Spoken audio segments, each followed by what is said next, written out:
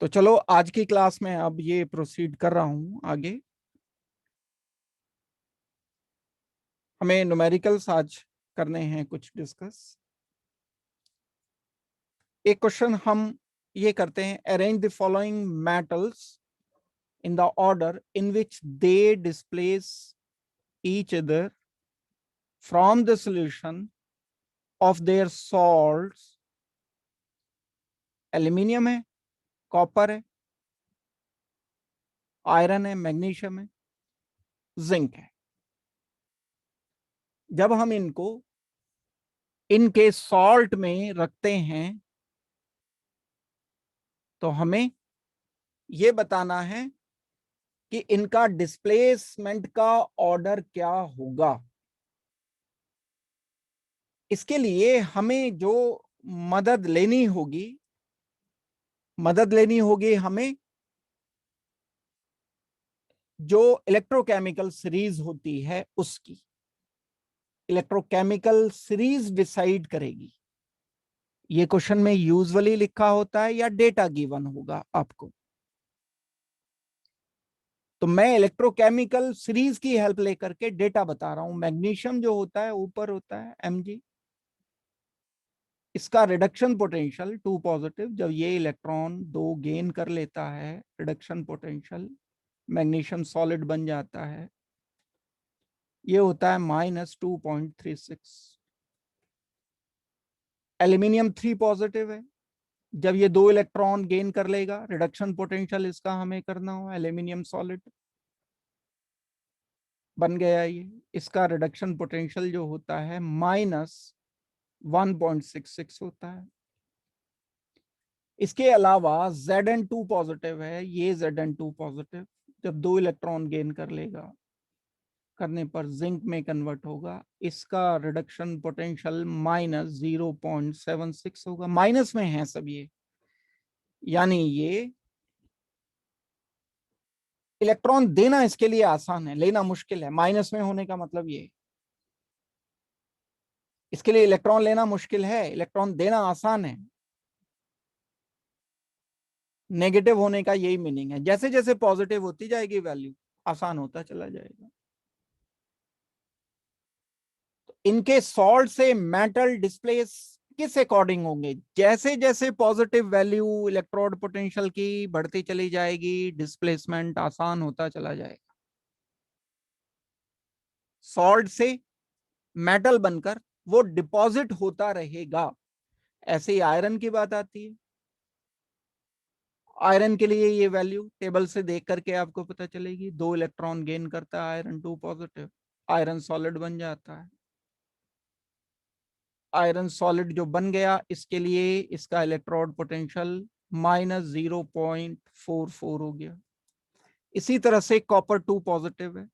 ये copper 2 positive 2 electron gain करके copper में कन्वर्ट होगा एंड 0.34 वैल्यू आती है, प्लस में आती है ये वैल्यू।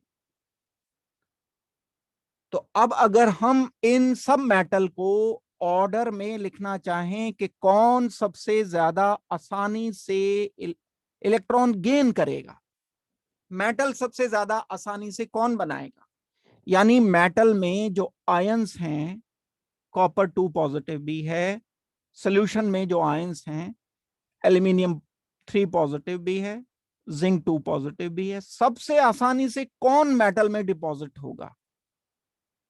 जिसकी वैल्यू सबसे ज्यादा पॉजिटिव है वो सबसे आसानी से मेटल पॉजिटिव से मेटल में कन्वर्ट होगा। वही हमें बताना है। Arrange the following metal in order of in which they displace each other from the solution of their salts. यानी अगर मैं कॉपर की प्लेट लेता हूं और यहां पर कॉपर 2 पॉजिटिव लेता हूं, तो ये कॉपर 2 पॉजिटिव इस पर डिपॉजिट होना शुरू हो जाएंगे। लेकिन जिंक में ये क्योंकि नेगेटिव वैल्यू है, एल्यूमिनियम में नेगेटिव वैल्यू है, मैग्नीशियम में नेगेटिव वैल्यू है, तो यहां बिल्कुल उल्टा प्रोसेस होगा।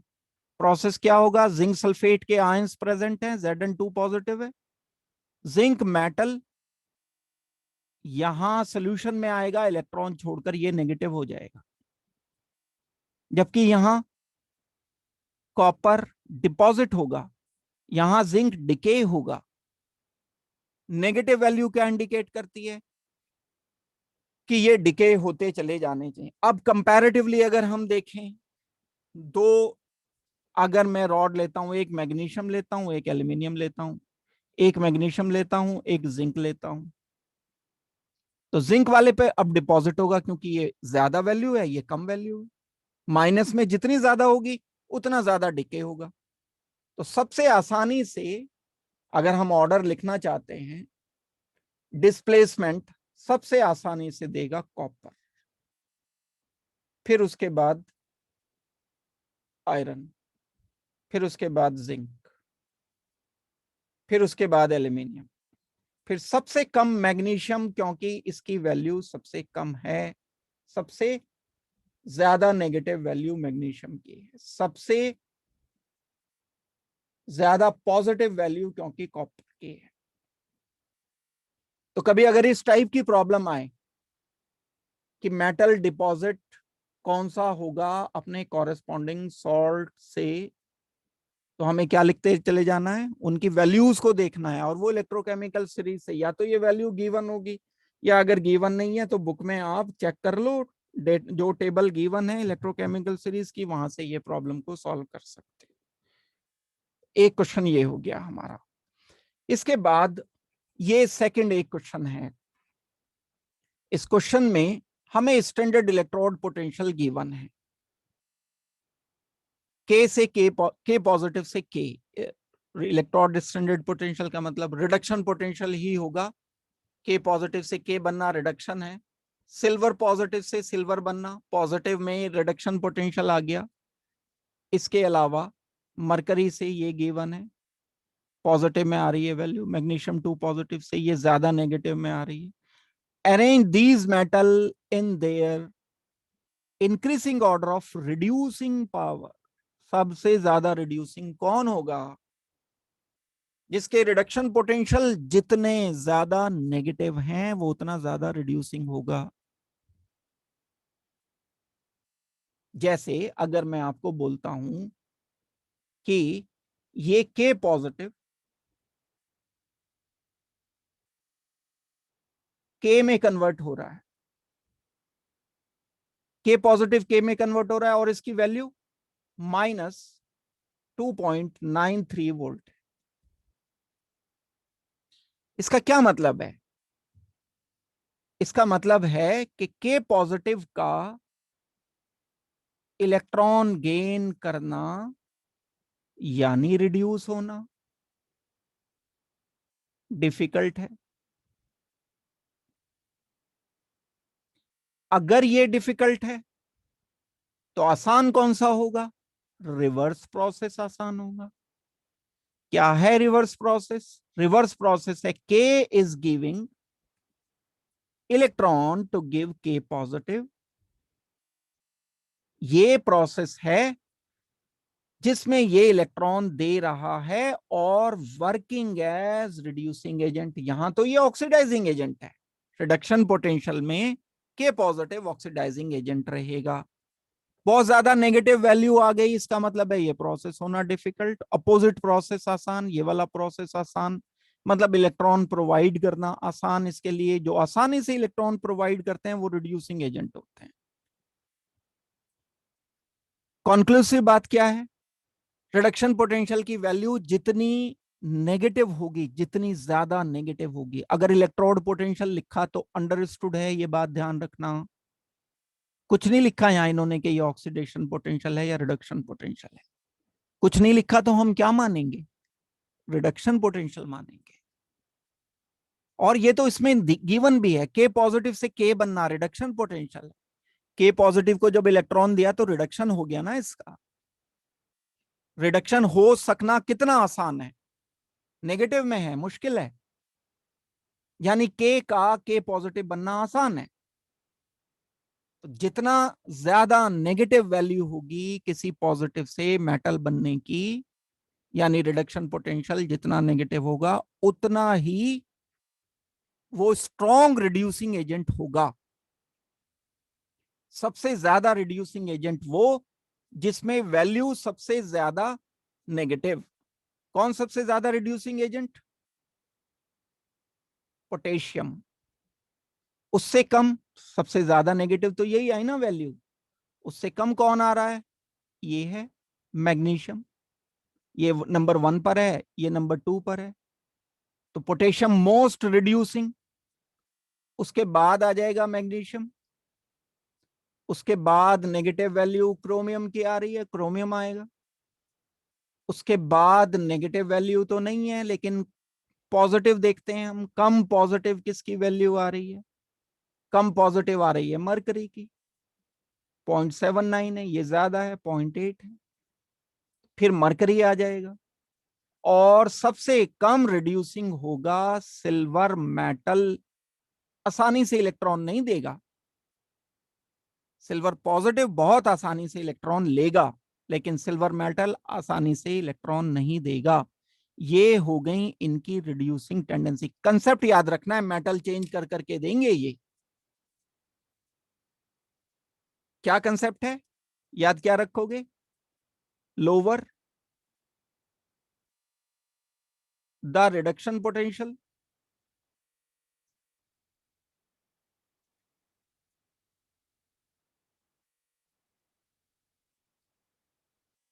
Higher the reducing power. Higher the reducing power.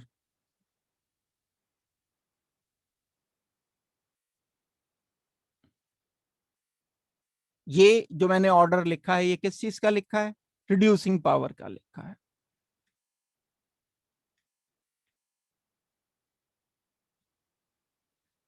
अब आप अलग अलग वैल्यूज के साथ अलग अलग किसी भी टाइप, कंसेप्ट पता चल गया। अब यहां पर जो क्वेश्चन मिलते हैं आपको, बोर्ड में बहुत क्वेश्चन आते हैं ये ऐसे, बस मेटल अलग कर देते हैं, वैल्यू अलग कर देते हैं। आपको ये देखना, जिसकी जितनी ज्यादा नेगेटिव वैल्यू है उतना ही ज्यादा वो रिड्यूसिंग होगा, मेटल उसका कॉरेस्पॉन्डिंग। एक बात ये हो गई हमारी। आई होप कि ये क्लियर हो गया होगा, सबको समझ आ गया होगा।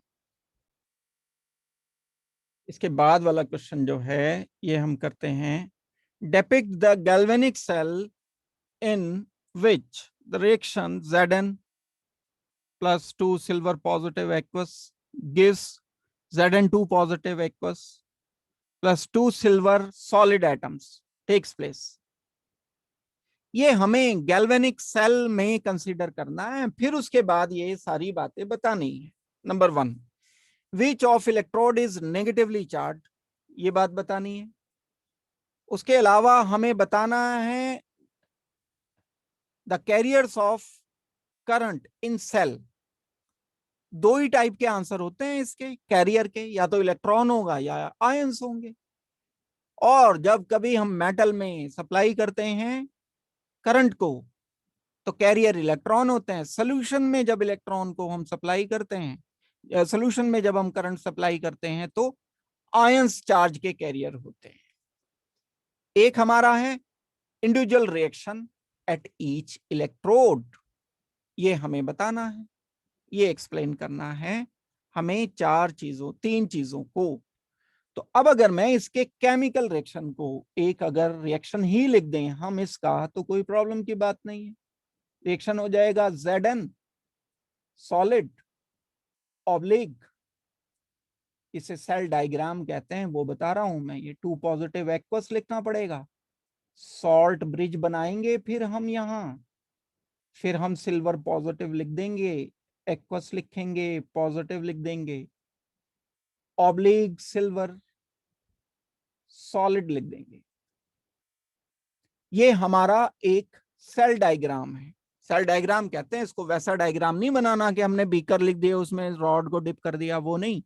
This is called as cell diagram. अब इसमें बताना था मुझे, जो लेफ्ट हैंड पर होता है वो एनोड होता है। एक वर्ड बता रखा है आपको, वो नहीं भूलना, LOAN, left oxidation, anode negative.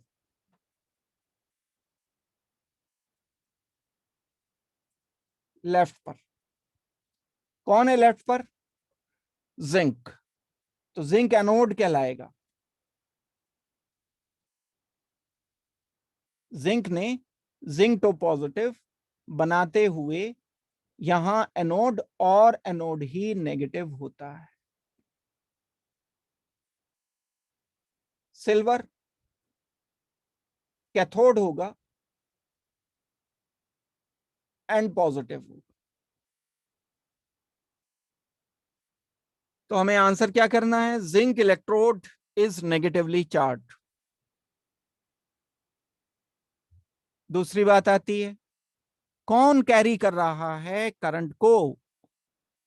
Ions होंगे ना भाई, आयन कैरी कर रहे हैं।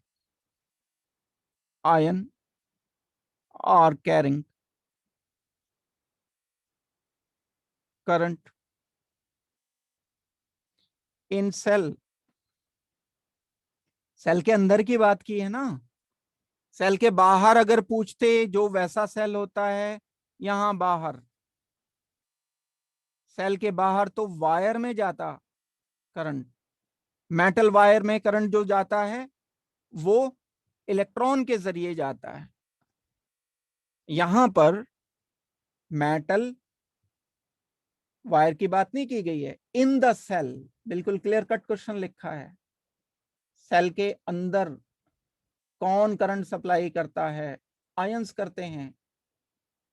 आयन ही तो लेके चलेंगे इधर उधर करंट। तीसरी बात हो गई, इंडिविजुअल रिएक्शन लिखने हैं हमें। भाई इनके अलग अलग रिएक्शन लिखे हुए हैं, इन्हें बस अलग अलग करके लिख दो, इनमें क्या दिक्कत है? Individual reaction Zn is giving you Zn2 positive plus 2 electrons. ये एनोड का रिएक्शन हो गया। कैथोड का रिएक्शन हो जाएगा कॉपर नहीं सिल्वर।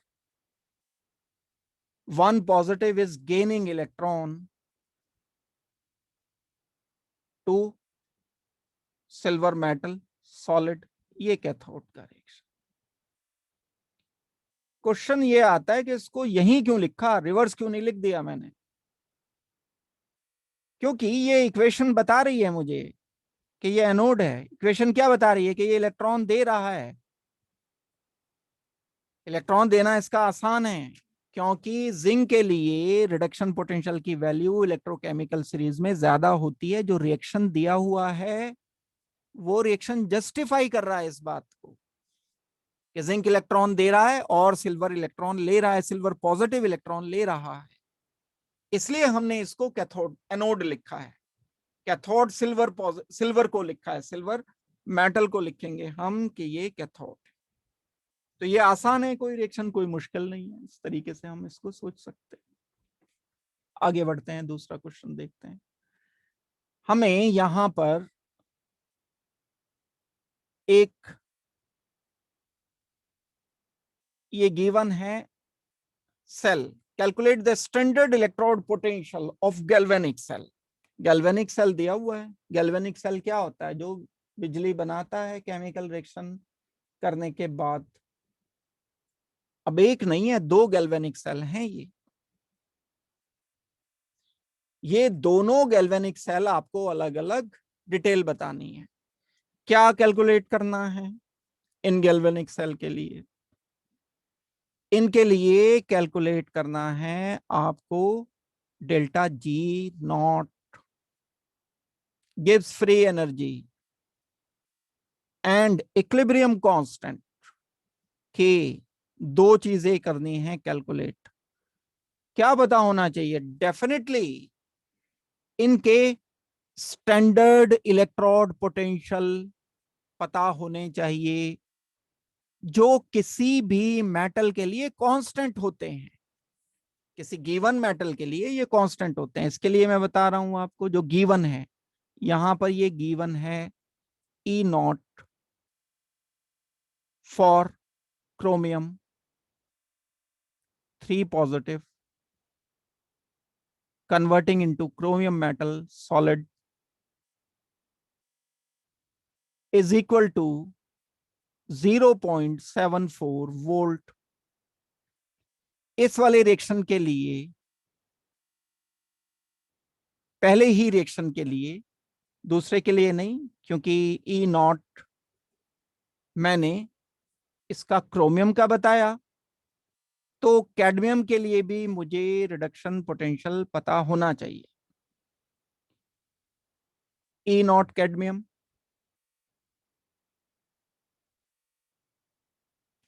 2 positive,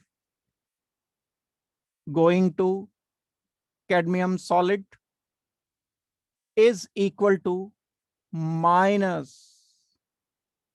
0.40 volt. ये वैल्यू है कैडमियम के इलेक्ट्रोड पोटेंशियल की, उसके बिना थोड़ा ही कर सकते हैं। क्या मतलब हो गया इसका? इसका मतलब है कि हमें कोई एक ऐसा सेल गिवन है जिसमें ये क्रोमियम एंड कैडमियम, क्रोमियम ने अपने इलेक्ट्रॉन दिए कैडमियम को, रिड्यूसिंग ज्यादा है, कैडमियम कम रिड्यूसिंग है नेचर में। क्या इफेक्ट मिल गया? इफेक्ट मिल गया कि ये क्रोमियम 3 पॉजिटिव एंड कैडमियम ये बन गए। तो अब हमें क्या करना है, यहां कैलकुलेट क्या चीज करनी है, delta ji and equilibrium constant. दूसरा जब हम करेंगे तो उसके लिए फिर मैं आपको कांस्टेंट जो हैं ये बताऊंगा, ये आप टेबल से भी देख सकते हो, दिए होते हैं किसी भी न्यूमेरिकल में। ये कांस्टेंट एक्सपेक्टेड नहीं है कि आप याद रखो। अब आपको क्या पता कि कैडमियम का इलेक्ट्रोड पोटेंशियल स्टैंडर्ड कितना है या क्रोमियम का कितना है? ये गिवन होंगे, कई बार नहीं गिवन है। अगर सब्जेक्टिव प्रॉब्लम में तो आप इसको इलेक्ट्रोकेमिकल सीरीज में या जो टेबल होती है इलेक्ट्रोड पोटेंशियल की, वहां से आप इसको देख सकते हो। ई सेल मैं निकाल सकता हूं,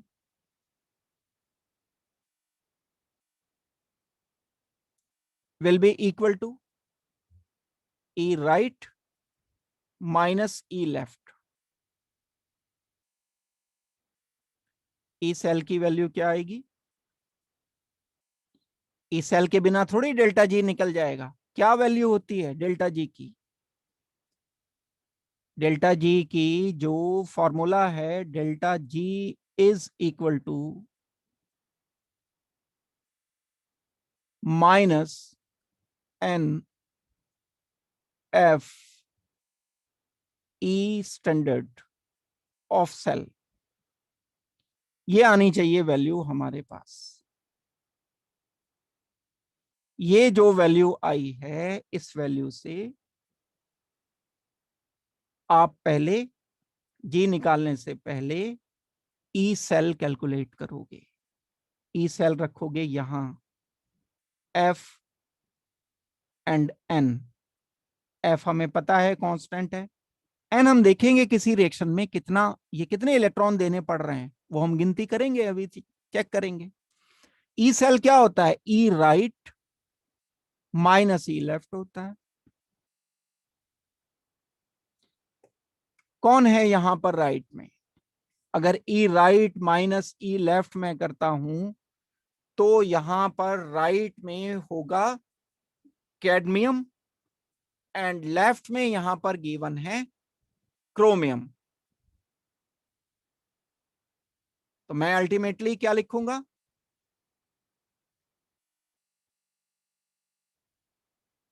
ये वैल्यू आ जाएगी,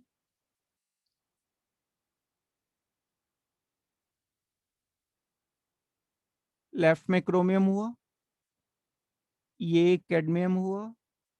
कैडमियम के लिए वैल्यू गिवन है -0.40। ये माइनस जो का तू लगा दिया। ई लेफ्ट कितना होगा? ई लेफ्ट की वैल्यू, एक मिनट, मुझे ये कंफ्यूजन लग रहा है कि ये मैंने क्या लिख दिया। वैल्यू मैं दोबारा से चेक कर रहा हूं इसकी, जो कांस्टेंट है ये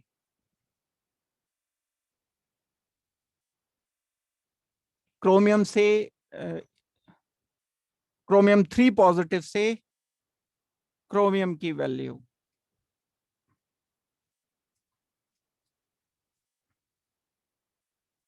एक मिनट रुको, मैं ये वैल्यू चेक करता हूँ, कांस्टेंट देख रहा हूँ, फिर उसके बाद कंफ्यूजन है मुझे इसमें।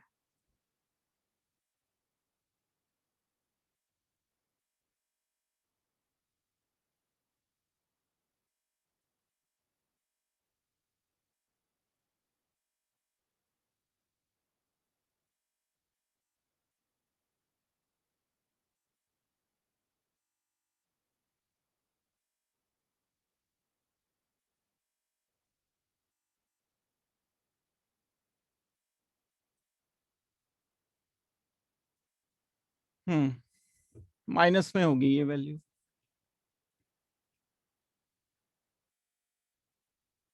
ये वैल्यू माइनस में है, जहां से मैंने ये डेटा देखा था तो वहां कुछ गलत था, मिसप्रिंटेड था ये।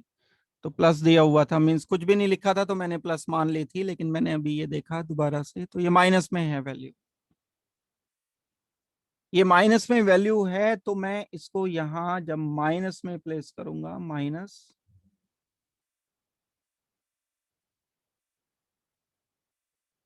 0.4, 0.4, तो ये प्लस हो जाएगा, ये हो जाएगा 0.74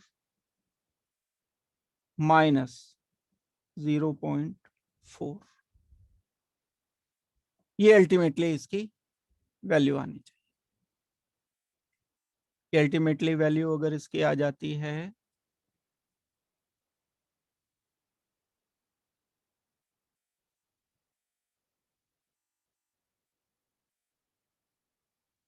कितना आ जाएगा ये लगभग,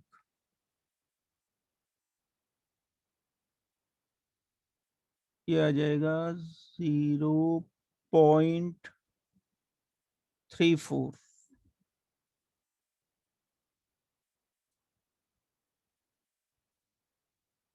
ये आया वोल्ट में, ये वैल्यू वोल्ट में आई। ये वैल्यू जो वोल्ट में आई है, अब मैं इसको यहां पर रख रहा हूं। यहां पर रखने पर मैंने कैलकुलेट किया डेल्टा जी। दूसरी कैलकुलेशन की मैंने शुरू, delta G will be equal to minus N. कितना है एन, ये क्वेश्चन बनता है अपने आप में। फर्स्ट इक्वेशन हम कर रहे हैं, कितने इलेक्ट्रॉन ट्रांसफर किए मैंने, टोटल इलेक्ट्रॉन की गिनती होगी, ध्यान रखना। टोटल इलेक्ट्रॉन की कितनी गिनती की, कैडमियम ने कितने इलेक्ट्रॉन लिए, 6 इलेक्ट्रॉन लिए। क्रोमियम ने कितने दिए, 6 इलेक्ट्रॉन दिए। भाई एक क्रोमियम 3 पॉजिटिव बनाया, तो 3 इलेक्ट्रॉन तो ट्रांसफर हुए ना यहां से इधर जाने में, माइनस हुए। लेकिन क्रोमियम तो 2 हैं, 2 क्रोमियम ने कितने इलेक्ट्रॉन दिए होंगे, 2 Cr3 पॉजिटिव बनाने में -6 इलेक्ट्रॉन किए होंगे। ये 6 इलेक्ट्रॉन इसने दिए, एंड कैडमियम के 3 एटम आयंस ने, कैडमियम 2 पॉजिटिव के 3 आयंस ने 6 इलेक्ट्रॉन लिए। तो यहां पर मुझे एन की वैल्यू लिखनी होगी 6, और फेराडे कांस्टेंट लिखना होगा एफ। ये हम राउंड ऑफ करके लिख देते हैं। जो फेराडे कांस्टेंट होता है, फेराडे कांस्टेंट राउंड ऑफ करके क्या लिखा जाएगा, 96500,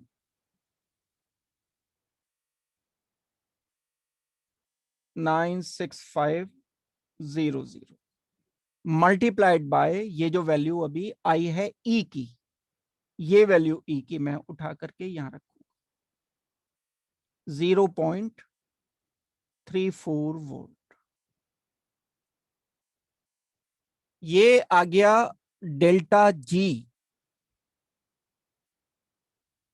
डेल्टा जी ये हमने कैलकुलेट किया है, गिब्स फ्री एनर्जी। अब ठीक है, ये एक पार्ट हो गया मेरा। इक्विलिब्रियम कांस्टेंट के लिए जस्ट मैं फॉर्मूला आपको बता रहा हूं। इक्विलिब्रियम कांस्टेंट के लिए क्या मुझे करना होगा, एक delta G is equal to minus R T log to the base e k, delta G is equal to, standard की बात हो रही है definitely, minus R T log to the base e k, यही के मुझे कैलकुलेट करना है। क्या कैलकुलेट करना है, मुझे गिवन है ये जी, पता है अभी निकाला ये जी, यहां से जो भी कैलकुलेट करके निकालेंगे। अभी मेरे पास आंसर भेजा है किसी ने, इसको सही मानते हुए, मनजोत सैनी ने भेजा है, इसको सही मानते हुए मैं -19680 ये रख देता हूं। जूल में निकला है ये जो आंसर आपने बताया है ये जूल में है, और अगर हम इसको 1000 से डिवाइड कर देंगे तो किलो जूल में आ जाएगा। वो आपकी मर्जी है कि किसी में भी रखो। किलो जूल में अगर मैं रखता हूं तो 196.86 आ जाएगा, माइनस 196.83 किलो जूल पर मोल। एनर्जी है ना, ये एनर्जी की यूनिट लगेगी सीधी। ये उठा करके मैं वैल्यू यहां जी की जगह रख देता हूं, आर की वैल्यू रखो आप, गैस कांस्टेंट, टी टेम्परेचर रखो, स्टैंडर्ड टेम्परेचर जो होता है, ये पूरा कैलकुलेट हो गया। और लॉग टू द बेस ई के, इसका एंटी लॉग आपको लेना पड़ेगा। यानी मेरे पास क्या वैल्यू आ गई, लॉग टू द बेस ई के मुझे पता चल गया, लेट इट इज एक्स। तो मैं के कैलकुलेट करने के लिए क्या करूंगा, इसका एंटी लॉग लूंगा, एंटी लॉग लेकर के फिर ये वैल्यू कैलकुलेट होगी। ये मैंने प्रोसीजर सिखाया आपको करने के लिए। log to the base e k will be equal to delta g over rt minus R T आ जाएगा। पूरा कैलकुलेट कर लिया और इसका एंटी लॉग लेकर के की वैल्यू पता चल जाएगी। फिलहाल कैलकुलेटर से चला लो काम जब तक मैथ्स की क्लास लगती है आपकी। ठीक है भाई, और भी वे हो सकते हैं अनुभव इसको करने के।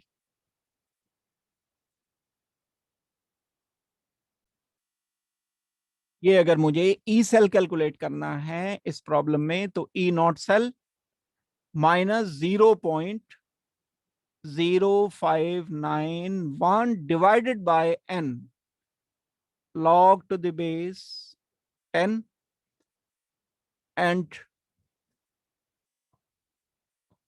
ऊपर क्या लिखोगे, anode minus concentration of at cathode, solution का जो कॉन्सेंट्रेशन लिया जाए। इक्वेशन नंबर 1 की बात करते हैं।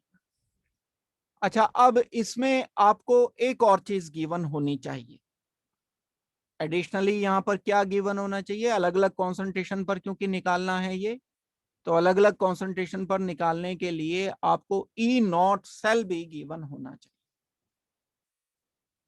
फर्स्ट इक्वेशन के लिए जो ई नॉट सेल है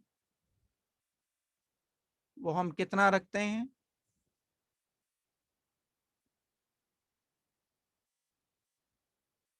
ये स्टैंडर्ड वैल्यूज होती हैं 0.34, ये स्टैंडर्ड कंडीशन में है 1 मोलर पर, 1 मोलर कॉन्सेंट्रेशन पर। लेकिन जब कॉन्सेंट्रेशन ये चेंज कर दिए गए तो ईएमएफ चेंज हो जाएगा, वो हमें कैलकुलेट करना है। ये ई सेल की वैल्यू गिवन है यहां पर, इतनी वोल्ट है ये। अब मैं इसको आगे प्रोसीड कर रहा हूं। ई सेल कितना गिवन है, 0.34, ठीक हो गई बात। माइनस क्या आ जाएगा, 0.59 0.0591 डिवाइडेड बाय कितने इलेक्ट्रॉन एक्सचेंज हो रहे हैं पहली इक्वेशन में, टोटल इलेक्ट्रॉन एक्सचेंज हो रहे हैं 2। मैग्नीशियम ने 2 इलेक्ट्रॉन दे दिए, कॉपर के पास आ गए, कॉपर बन गया, तो 2 लिखूंगा मैं, ये n की वैल्यू 2 लिख दी, log to the base 10। Anode का कॉन्सेंट्रेशन कितना है, 0.001, ये कॉन्सेंट्रेशन एनोड का है। लेफ्ट में एनोड है ना, जहां ऑक्सीडेशन हो रहा है, राइट में कैथोड है, डिवाइडेड बाय कैथोड का कॉन्सेंट्रेशन कितना है, 0.0001 मोलर। तो हम जब इसको डेसिमल को हटाते हैं तो 123.1 आ जाएगा। क्या वैल्यू आएगी यहां पर, यहां नीचे आ गया ये 0.1।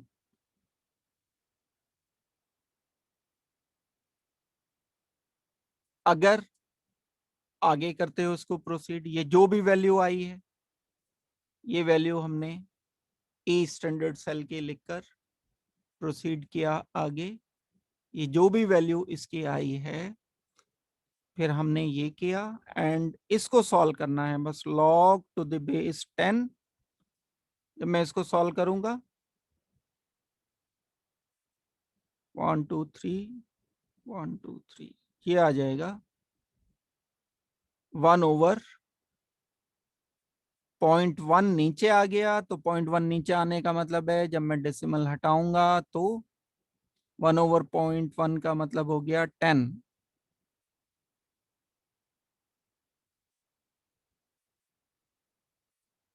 log 10 means 1। तो बाकी ये पूरा टर्म अगर 1 हो रहा है तो ये हमें कैलकुलेट करके जो भी आंसर आता है, ये इन कॉन्सेंट्रेशन पर, इस कॉन्सेंट्रेशन पर एंड इस कॉन्सेंट्रेशन पर सेल का ईएमएफ बता दिया जाएगा। तो ये अर्नेस्ट इक्वेशन हमने इससे कैलकुलेट किया। तो आपको अगर ये वैल्यूज गिवन है, ये वैल्यू गिवन है या ये नहीं गिवन है, इसके अलावा एक और तरीके से आप निकाल सकते हो, ई राइट माइनस ई लेफ्ट से भी निकाल सकते हो। ये ई सेल आपको कैलकुलेट करने को दी जा सकती है ई राइट माइनस ई लेफ्ट से भी। हाँ ठीक है, ये कैलकुलेशन जो भी है आप करके ये बता सकते हो। कई बार क्या होता है, ये गिवन नहीं होगा सेल, ई सेल आपको ई राइट गिवन होगा, ये टेबल से आप बता सकते हो, ई लेफ्ट गिवन होगा, E right minus E left is equal to E cell.